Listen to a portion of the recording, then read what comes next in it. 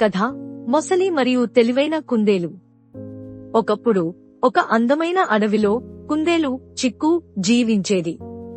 ఆ అడవిలో ఒక పెద్ద నది ఉండేది. ఆ నదిలో కపటమైన మొసలి మకర నివసించేది. మకర ఎప్పుడూ నది దగ్గరకు వచ్చిన చిన్న జంతువులను పట్టుకుని తినడానికి ప్రయత్నించేది. ఒకరోజు మధ్యాహ్నం కుందేలు నదిని దాటి నదికి అవతల ఉన్న తోటలో ఉన్న రుచికరమైన కారెట్లు తినాలని అనుకుంది. కాని నదీ తీరానికి వచ్చి చూసినప్పుడు మకర నీటి అడుగున నుండి తనకు కనిపించింది. కుందేలు చిక్కు ఆలోచించింది, నేను నదిలోకి అడుగు పెడితే మొసలి నన్ను ఖచ్చితంగా తినేస్తుంది. నేను ఒక తెలివైన ప్రణాళికను చేసుకోవాలి. చిక్కు గట్టిగా కేకపెట్టింది, ఓ గొప్ప మొసలి, మీరు అక్కడ దాక్కున్నారని నాకు తెలుసు. కాని నేను నీకు ఒక ముఖ్యమైన సందేశాన్ని తీసుకువచ్చాను. ఇది అడవి రాజు పంపింది. అప్పుడు మకర, అవునా? ఆ సందేశం ఏమిటి చిన్న కుందేలు అని అడిగింది. చిక్కు జవాబిచ్చింది, అడవి రాజు నదిలో అన్ని మొసలులను ఒక పెద్ద విందుకు ఆహ్వానించాడు.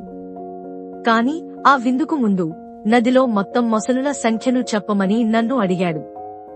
ఆ విందు గురించి విని ఆశపడి మకర అంగీకరించాడు. మా సంఖ్యను చెప్పడమా? ఇది సులభమే. ఇప్పుడు ఎలా చేస్తావో చెప్పు. చిక్కు చెప్పింది, మీ అందరినీ నది మొత్తం పొడవునా పక్కపక్కన పడుకోమని చెప్పు. నేను మీ మీద జంప్ చేస్తూ ఒకదాని తర్వాత మరొకటి లెక్క పెడతాను. విందు ఆశతో మకర వెంటనే ఇతర మొసలులను పిలిచాడు. కొద్దిసేపట్లో అన్ని మొసలులు నదిలో ఒక వంతెనలా పక్కపక్కన పడుకున్నారు. చిక్కు మొసలుల మీద జంప్ చేస్తూ గట్టిగా లెక్క పెట్టడం ప్రారంభించింది. 1, 2, 3 అని. చివరికి చిక్కు నది అవతల ఉన్న తీరానికి చేరుకుంది. అక్కడికి చేరుకున్న వెంటనే వెనక్కి తిరిగి నవ్వుతూ, నాకు నది దాటడానికి మీ సహాయం కావాలి. కానీ విందు లేదు.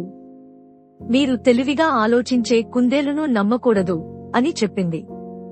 కోపంతో మకర మరియు ఇతర మొసలులు అరవసాగారు. కాని చిక్కు నిదానంగా కారెట్ తోట వైపు గెంతుతూ వెళ్లిపోయింది. ఆ రోజు నుంచి మకర మరింత జాగ్రత్తగా ఉండటం ప్రారంభించింది. చిక్కు తన తెలివితేటలతో మరింత పేరు తెచ్చుకుంది. నీతి పాఠం: తెలివితేటలతో బలమైన శక్తిని కూడా ఓడించవచ్చు.